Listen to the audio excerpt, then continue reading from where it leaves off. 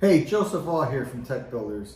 In this video, I want to talk about some of the common problems we've seen with cabling, done by professionals, done by users, all around, but basically using our photos that we've taken of different client sites that we've been to. First of all, before I start there, you can look on the internet and look at cable management and you'll see these beautiful, beautiful pictures. The problem is that's just a dream.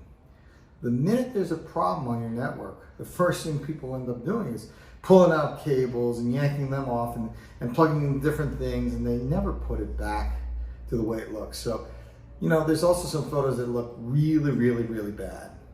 And I don't understand why people haven't figured out, dealing with this cabling issue is one of the biggest things that really slows down figuring out your network problems. So if you're having network speed issues, the first thing you want to do is make sure it's done properly by the people who have the right mindset. To me, those are the data specialists. Here are some pictures that are really of tangles of cables that we've seen in our real clients.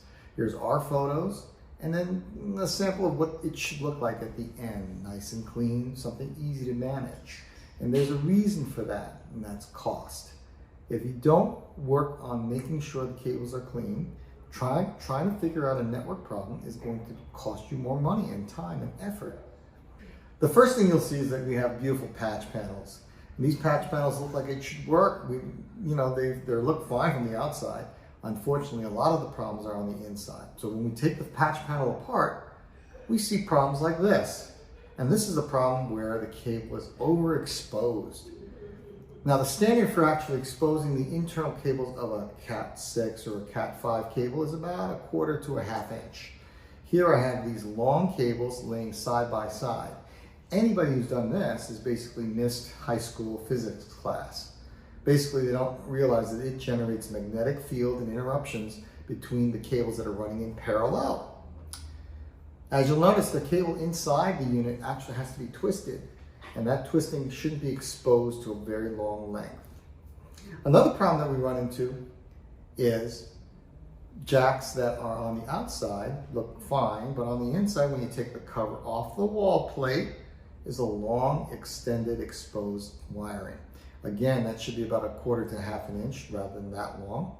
Both of these will add to slowness in your network, noise on the network, as well as problems doing something simple like watching a video or doing video conferencing.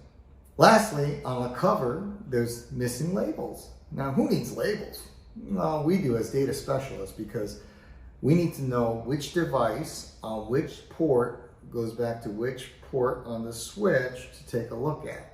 Because we don't know if it's the device, the switch, we hope it's not the cable inside the walls, but we just don't know until we can trace that down, rather than trying to test every one of the jacks on the switch to figure out which one corresponds to the jack on the wall. A different problem we've seen is when users go out and buy their own cables. They just buy the longest cable available and they spool them in a nice tight rope around the computer itself, the network rack, or right next to the device itself. This generates a magnetic field. This is nothing more than a big magnetic field being generated, slowing down not only the device's network connection, but it actually impacts everything else on the network as well. Why does this happen? Well, for years, I don't know who came up with this idea, it was way before my time. They thought that you need cable management for all this stuff. And so when people bought racks for their computers, they ended up buying cable management components, these vertical ones as well as these horizontal ones. Unfortunately, when they laid the cables inside these devices, it looked great when it first got set up. It looks perfect then, but then over a period of time when problems happen, guess what? People really didn't use these cable management pieces and it got really, really messy like this one. In this case, you can see that most of the wires aren't even going through the cable management components because it's more of a pain to actually deal with. So what do we want it to look like at the end? We want it to look like this or this. Something that we can find very quickly. That's because we started with the end in mind, which is the shortest downtime for any network problems. We want to be able to quickly identify where the problem is, on which network port we may be having the problem, or which device, We want to have ease of access so that we can replace the device and pull it off the rack and put it back on the rack when we need to. And lastly, we want to make sure that we can trust everything that's hidden behind the scenes, that all of that is working properly.